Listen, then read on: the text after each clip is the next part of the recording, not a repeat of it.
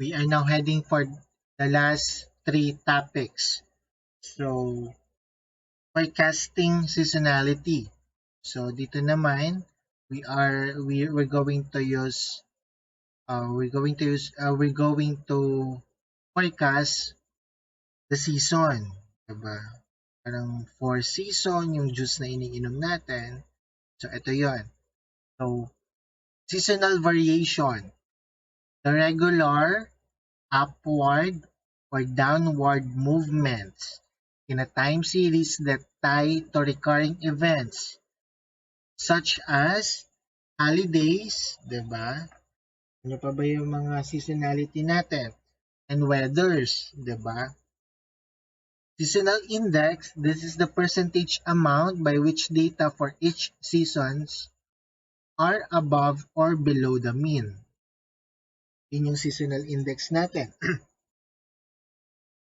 To compute for the seasonal index, we need step 1, we need to calculate the average demand of each quarter or season. This is done by dividing the total annual demand by 4.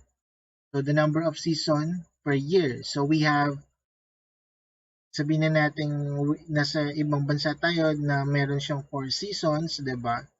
So divided by 4. So depende yan kung ilang season sa isang lugar, 'di ba? Next, step 2. Compute the seasonal index for every season of every year for which you have the data. This is done by dividing the actual demand for each season by the average demand per season. Yun yung computed in the step 1. So it can be, yung season natin, it can also be a quarterly or yearly, diba? So depende yon sa given problem. Step 3, calculate the average seasonal index for each season. For each season, compute the average seasonal index by adding up the seasonal index values for that season and dividing by the number of years, diba? So, mamaya sa example, maintindihan natin itong bawat steps na to. Okay po. So, step 4 naman, calculate the average demand per season for the next year. This could be done by using any of the methods used to compute the annual demand. Okay po. Then we would divide that by the number of seasons to determine the average demand per season for next year. Then last, the step 5, multiply the next year's average. Next year's average seasonal demand by each seasonal index. This will produce a forecast for each season of next year. So, it can be, sinasabi natin seasonal, it can be, pwede rin siyang quarterly, diba? Kung hindi natin ginagamit yung season dito sa Philippines, it can be quarterly or it can be done with it can be done yearly. Okay po. So for the given example, UR Smart University wants to develop forecast for next year's quarterly enrollment. It has collected quarterly enrollments for the past 2 years. It has also forecast total annual enrollment for next year to be 90,000 students. Okay po. What is the forecast for each quarter of the next year? So, yung enrollment natin, so in thousands yan. Okay po. So, we have the quarter of fall, winter, spring, summer. Parang kanta lang, di ba? Winter, spring, summer, or fall, charot. Di ba? For the year 1, we have this data and the year 2 with this data. Ang hinahanap daw natin is the year 3 na meron tayong ang forecast na annual enrollment is 90,000. Okay po. Forecast ito forecast. So hanapin natin per season kung ilan yung total per season. So sa total ng year 1, we have 80,000 and for the year 2, we have 84,000. Okay po. So yung step 1 natin, calculate the average demand for each quarter or season. Diba? Average demand. Average. Diba? For year 1, diba? Sabi natin kanina, we have 80,000. Sabi natin 80 divided by ilang season yon? 4. We have what? 20. Diba? Next, for year 2, we have 84. Divided by 4, we have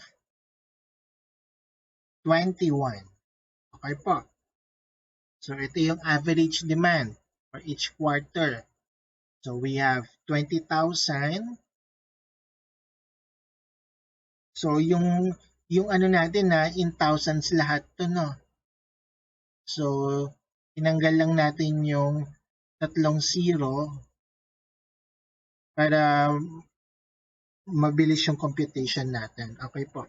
So sa year 1, we have an average of 20,000 and for the year 2, we have an average of 21,000. Next step, compute a seasonal index for every season of every year for which you have the data. Diba? So, kung titignan natin dito, diba? Ito yun eh. Diba? Kunin daw natin yung average o yung seasonal index ng mga ito. Okay po, ng mga values na yan. So, for the year 1, we have 24 divided by 20, we have 1.20. Diba? For the winter, we have 23 divided by the average demand, or yes, which is equals to 1.15. So sa spring naman, we have 19,000 divided by 20,000, the average demand, we have 0.95. Diba? For the summer, we have 14 divided by 20 is equals to 0.70. Okay po.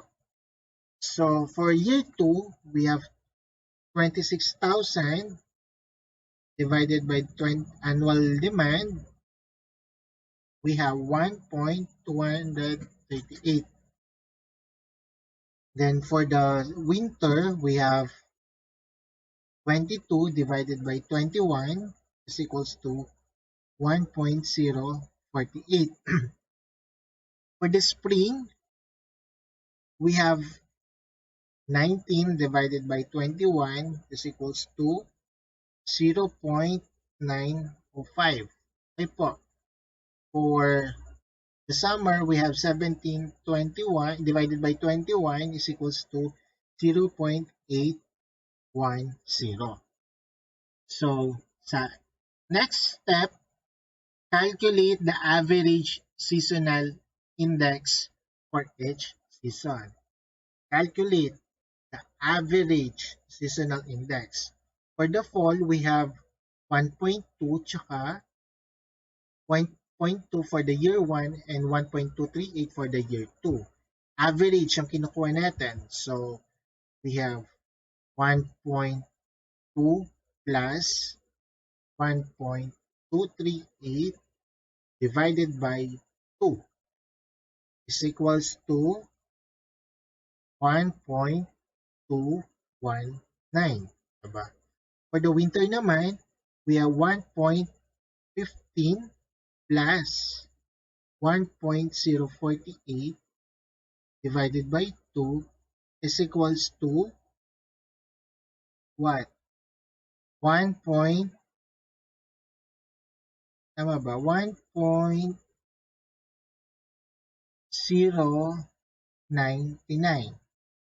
Then for the spring, we have 0.95 plus 0.905 divided by 2 is equals to 0.928. Okay po. For the summer naman, we have 0.7 plus 0.81 divided by 2 is equals to 0.755. Kuha po nasusundan. Yung average ng dalawang year natin, ito po yung average seasonal index natin. Next, calculate the average demand for the season for next year. Ilan ba yung natin next year, di ba? Sabi sa problem, we have 90,000 forecasted enrollees. Ilang season or quarter meron tayo? 4, di ba? So it equals to 22,500. Okay po. Then, the last step, gagawin natin, multiply next year average seasonal demand. So, ito yon by each seasonal index. So, ito yon. Okay po. So, we have 22,500 multiply daw nung seasonal index natin na 1.219 is equals to 27,428.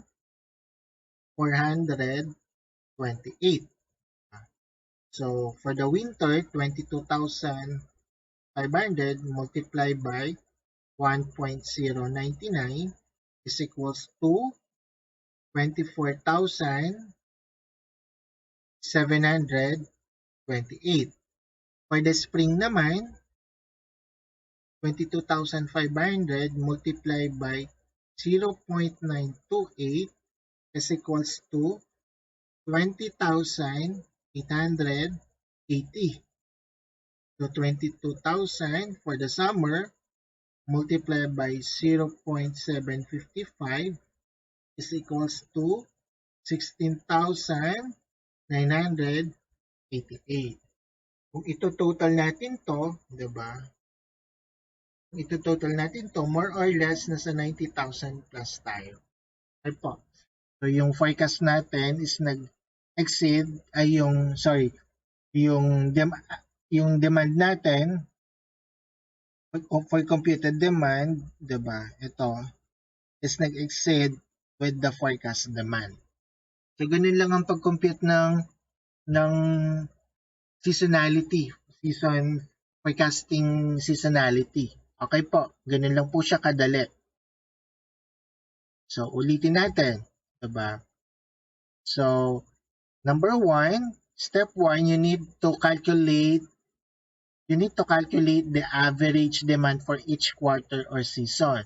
So sa year 1 nga natin, meron tayong total of 80,000, meron tayong 4 na quarter or 4 na season which is equal to 20,000. Sa year 2 naman, ganun din, we have total of 84,000 for the year 2 and meron tayong 4 na quarter or 4 seasons which is equal to average demand na 21,000 enrollees. Okay po. And then, to compute the seasonal index, yung data natin na meron tayo, multiply lang natin ng average demand and makukompute na natin yung seasonal index. Then for the step 3, yung average naman, yung i-calculate natin yung average ng seasonal index for each season. Okay po. So we have 1.2 tsaka 1.238 divided by 2. So we have the average seasonal index na ito po. And then for the step 4, calculate the average demand for season for next year. So we have forecasted 90,000 enrollees, diba? Ilang season, ilang quarter? 4. So we have an average demand for season na 22,500. So and then we will multiply the next year average seasonal demand which is 22,500 by each seasonal index na na-compute natin sa step 3. So ngayon, ito na yung forecasted natin na enrollees per quarter or per season. May question po, just type your question on the comment box po para ma-discuss po natin ng maayos.